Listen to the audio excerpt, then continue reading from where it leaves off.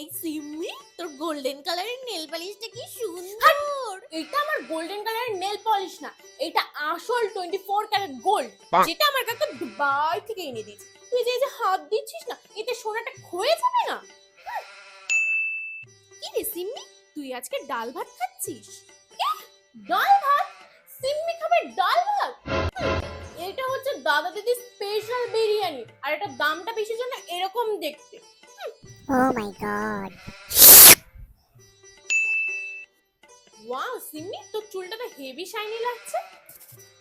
আমি না প্রত্যেক মাসে আমার এই চুলের পেছনে 10,000 টাকা খরচা করি। আমরা না জানি যে তুই সব সময় ঢপ দিস। আরে সত্যি রে, বলবি না তো তোর বয়ফ্রেন্ডের দিবি? এবার বল। আসলে আমি না ফ্ল্যাক্সিড জেল ইউজ করি। কি ফ্ল্যাক্সিড? মানে ওই টিসি?